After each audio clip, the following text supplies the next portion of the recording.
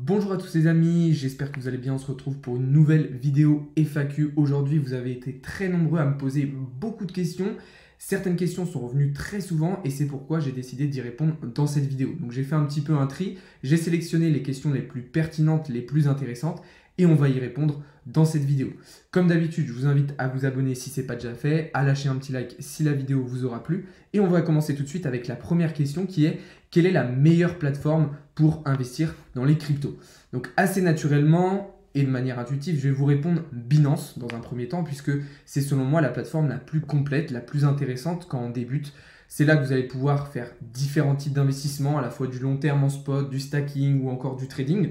C'est une plateforme qui en plus est assez simple d'utilisation, assez simple en termes de compréhension, notamment avec l'outil Binance Lite que vous pouvez retrouver sur votre smartphone. Donc pour moi, c'est vraiment la plateforme la plus intéressante quand on débute. En plus de ça, elle répertorie quand même une quantité de crypto assez conséquente, notamment les principales, ce par quoi vous devez, selon moi, commencer. Donc c'est pour ça que je vous dirais, dans un premier temps, d'aller voir sur Binance. Après, tout va dépendre du type d'investissement que vous voulez faire, de comment vous voulez utiliser les cryptos. Est-ce que c'est pour faire que de l'investissement long terme? Est-ce que c'est pour faire que du trading? Est-ce que vous recherchez un exchange qui va proposer des solutions de stacking plus intéressantes que Binance, par exemple? Ça va vraiment dépendre de ça. Moi, par exemple, si vous me dites je veux commencer et direct faire du trading, je vais vous dire plutôt d'aller sur FTX. Pourquoi? Parce que selon moi, FTX, c'est une plateforme qui est spécialisée justement dans le trading. C'est une plateforme qui est faite pour le trading. Et du coup, je trouve qu'elle est beaucoup plus intéressante de ce point de vue-là. Même chose, si ensuite vous voulez aller sur des cryptos un petit peu plus rares, un petit peu plus récentes, qui n'ont pas encore fait leurs preuves, qui viennent d'être listées, ou encore certains shitcoins, alors là, il vous faudra utiliser des plateformes beaucoup moins connues et potentiellement des wallets décentralisés comme Phantom, MetaMask ou encore Nami. Voilà, après évidemment il va y avoir plein d'autres plateformes très intéressantes comme Kraken, KuCoin, Gate.io, Wabi Global, il y en a vraiment beaucoup. Mais pour commencer, effectivement, Binance est selon moi la solution la plus intéressante. Voilà pour cette première question. On va passer tout de suite à la deuxième. Quels sont les meilleurs cryptos pour investir dans le métaverse? Très très bonne question, vous avez été extrêmement nombreux à me la poser. Et effectivement, le métaverse va être l'un des enjeux de l'année 2022 et même de toute façon des années à venir. Et effectivement, vous allez pouvoir investir dans ce métaverse à travers certaines cryptos. La première que je pourrais vous citer, c'est le Mana de Decentraland, qui est un des métaverses les plus développés aujourd'hui. Mais avant celui-là, je vous dirais quand même Sand de Sandbox, tout simplement. Pourquoi? Parce que selon moi, c'est les leaders pour le moment du métaverse. C'est eux qui se diversifient et qui se développent le plus rapidement et de la meilleure des manières. Ils ont des gros partenariats et je pense qu'elle a énormément de potentiel. Après, évidemment, il va y en avoir beaucoup d'autres. Vous allez avoir en plus de ça les cryptos et les projets qui font un lien entre métaverse et NFT, entre métaverse et Play to Earn. On va pouvoir par exemple parler de l'ENJ ou encore du Gala qui est un petit peu le leader du domaine du Play to Earn, ou encore l'AXS, le token tout simplement du jeu Play to Earn Axie Infinity. Donc voilà un petit peu les différentes cryptos que je pourrais vous citer. Donc Mana, Sand, ENJ, Gala et AXS. Vous avez aussi le Wax qui va être intéressant. Mais pour moi, c'est vraiment les cryptos principales et les plus intéressantes si vous souhaitez investir dans le métaverse aujourd'hui et sans prendre trop de risques. En tout cas, selon moi, c'est aujourd'hui très très important de dédier une partie de son portefeuille à un investissement dans le métaverse puisque comme je l'ai dit juste avant, ça va être l'un des enjeux de l'année 2022 et des années à venir évidemment. Voilà, on passe tout de suite à la question suivante et justement on parlait des NFT, vous m'avez demandé si personnellement j'étais intéressé par les NFT sur EGLD, sur Elrond. Alors pour l'instant non, je me suis essentiellement concentré jusqu'à maintenant et logiquement sur les projets NFT sur Ethereum et sur Solana puisque c'est ceux qui se sont développés le plus, donc à travers les plateformes OpenSea ou encore Solanart, même si Solanart aujourd'hui est un petit peu en difficulté, c'est un petit peu les deux plateformes sur lesquelles je me suis concentré. Il va y avoir aussi Magic Eden pour la partie Solana, sur la blockchain Solana, mais je me suis concentré essentiellement sur ces types de NFT. Effectivement, Elrond est en train de développer justement cette partie-là, il est en train de se diversifier sur la partie NFT et ils vont proposer à leur tour quelque chose selon moi qui va être très intéressant. Mais pour le moment, je n'ai pas eu le temps de m'y pencher plus que ça. Ça peut être une bonne idée, une bonne opportunité, surtout que Solanart, comme je vous l'ai dit, est en difficulté. OpenSea va récupérer justement une bonne partie de la blockchain, enfin des NFT sur la blockchain Solana. Donc OpenSea va être un petit peu le leader et va avoir une sorte de monopole selon moi sur le marché NFT. Donc effectivement, essayer d'aller chercher quelque chose d'autre via une autre blockchain, via d'autres plateformes peut être potentiellement intéressant. Je ne le fais pas personnellement encore une fois, mais ce n'est pas du tout pour ça que je vous déconseille de le faire. Au contraire, si ça vous intéresse, si vous êtes déjà dans le milieu des NFT, je pense que ça peut être une très très bonne idée d'aller voir du côté d'Elrond et de ce qu'il propose tout simplement d'un point de vue NFT. Donc personnellement non, mais très bonne idée selon moi. On va passer tout de suite à la question suivante et ça va faire un lien un petit peu avec ce que je disais du point de vue de Solana. Votre question c'était est-ce que Solana est mort? Alors j'avais fait une vidéo effectivement sur YouTube où je disais que potentiellement ça allait être très compliqué pour le Solana.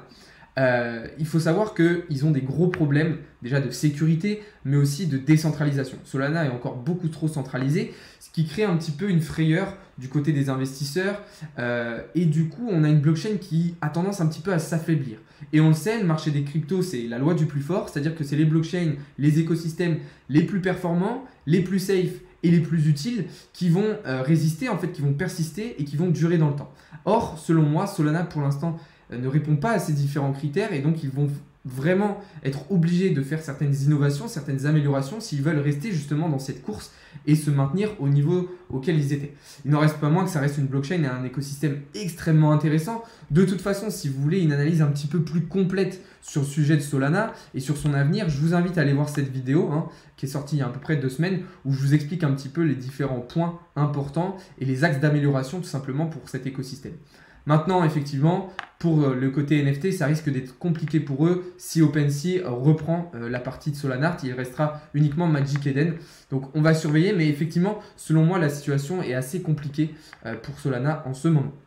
On passe tout de suite à la question suivante et cette fois-ci, on va parler de minage.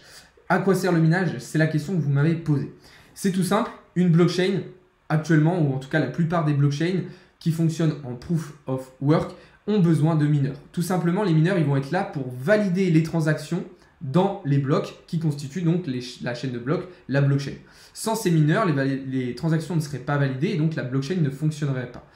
À quoi ça sert de miner? Justement de valider ces transactions. Comment? En mettant à disposition de la blockchain votre puissance de calcul. C'est-à-dire que ce n'est pas votre puissance de calcul personnelle, c'est votre matériel informatique, votre rig. Et c'est exactement ce qu'on vous propose dans les différentes offres depuis 2 semaines.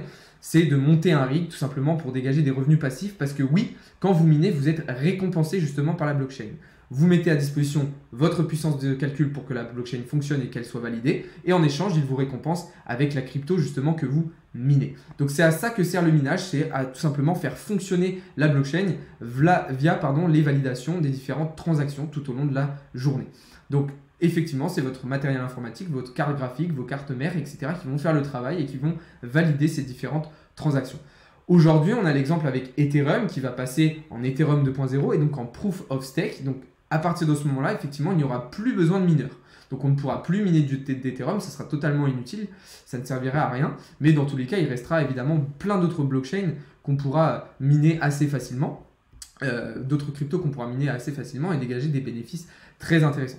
Voilà, si ça vous intéresse, le minage est un revenu passif. Je propose différentes offres à ce sujet-là. Et d'ailleurs, demain, je ferai une grosse annonce puisqu'on va avoir beaucoup de matériel à disposition qu'on va pouvoir vous vendre à des prix extrêmement intéressants puisqu'on a réussi à choper des partenariats et tout simplement des échanges avec certains vendeurs tout simplement de matériel informatique, donc des cartes graphiques, des cartes mères, etc., qui vous permettront de montrer votre rig. Donc vous avez la possibilité avec la formule VIP justement de retrouver tout ce matériel avec les performances, les prix, etc.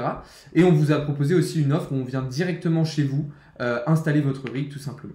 Voilà pour la partie minage. On va passer tout de suite à la question suivante qui est: est-ce que investir sur le Bitcoin aujourd'hui est une bonne idée? Alors, c'est ni une bonne idée ni une mauvaise idée. Je dirais même que ça reste quand même une bonne idée puisque dans tous les cas, investir en crypto-monnaie est une bonne idée. Maintenant, effectivement, aujourd'hui, le Bitcoin est arrivé à un prix assez important, à une capitalisation assez importante. Et donc, si vous cherchez des gros bénéfices et de manière assez rapide, évidemment que ça ne va pas être la meilleure solution. Bon, il n'en reste pas moins que vous allez pouvoir quand même faire un x2 voire x3 assez rapidement, je dirais, au cours de l'année 2022 si le Bitcoin est amené à faire des choses intéressantes. Mais selon moi, si vous débutez en crypto, il y a des écosystèmes, des cryptos bien plus intéressantes si vous voulez dégager des bénéfices au cours de cette année et surtout des bénéfices bien plus importants. Donc ça peut être déjà, rien que l'Ethereum, selon moi, quand on commence, peut être potentiellement plus intéressant que Bitcoin. Donc c'est pas une mauvaise idée, c'est pas une très très bonne idée non plus.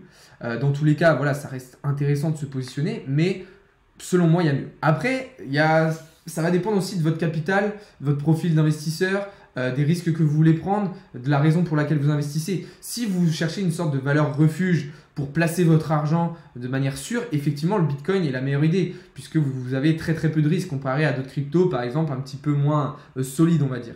Donc, si vous cherchez à investir en crypto pour une valeur refuge telle que l'or, par exemple, effectivement, le Bitcoin peut être un bon compromis. Si maintenant vous voulez faire des gros bénéfices et assez rapidement au cours de l'année 2022, alors je vous dirais plus facilement d'aller vous tourner vers autre chose.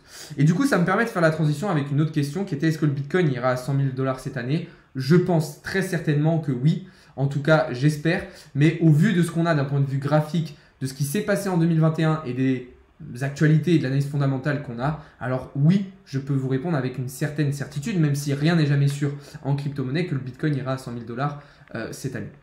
On va passer tout de suite à la dernière question de cette vidéo. Est-ce que l'analyse fondamentale doit intégrer l'analyse technique? La réponse est un grand oui. Évidemment, vous ne pouvez pas analyser un actif, analyser un marché sans prendre en compte la partie fondamentale, sans prendre en compte le contexte économique, les actualités et ce qui se passe tout simplement dans le monde. Pourquoi? On le sait très bien. L'analyse technique, c'est bien, ça nous permet d'avoir des indications, des scénarios, des hypothèses, mais ce n'est jamais sûr à 100% et c'est absolument indispensable de compléter cette analyse technique justement avec une analyse fondamentale qui va apporter une certaine précision, une meilleure vue, je dirais, sur l'actif ou le marché que vous êtes en train d'analyser et quelque chose de beaucoup plus pertinent. Donc, inévitablement, il vous faut intégrer l'analyse fondamentale à votre analyse technique. Certaines personnes, j'ai vu en commentaire de certaines vidéos, disaient que ça n'avait rien à voir, c'est totalement faux. On le sait aujourd'hui, le Bitcoin est très corrélé au marché financier traditionnel. Je prends l'exemple du S&P 500. Si on a par exemple un conflit entre la Russie et les États-Unis, on sait que le marché des actions traditionnelles aux États-Unis va chuter. Étant donné que le Bitcoin est corrélé à ces dernières, on devrait avoir une chute aussi. Donc très très important de prendre en compte l'analyse fondamentale au sein de votre analyse pour avoir quelque chose de totalement complet. Voilà les amis, on arrive au terme de cette vidéo. J'espère qu'elle vous a plu. N'hésitez pas à me le dire en commentaire. N'hésitez pas non plus en commentaire à mettre vos questions pour une prochaine vidéo FAQ. Ça peut être très intéressant. Je vous invite comme d'habitude à rejoindre les différents services. Il y a le canal Telegram gratuit dans la description, tous les liens de mes réseaux sociaux. Je vous invite à aller voir un petit peu tout ça. Sur ce, je vous souhaite une très très bonne soirée. On se retrouve dès demain matin pour davantage de contenu et davantage d'analyse. Salut à tous, c'était Alex de Crypto Learning.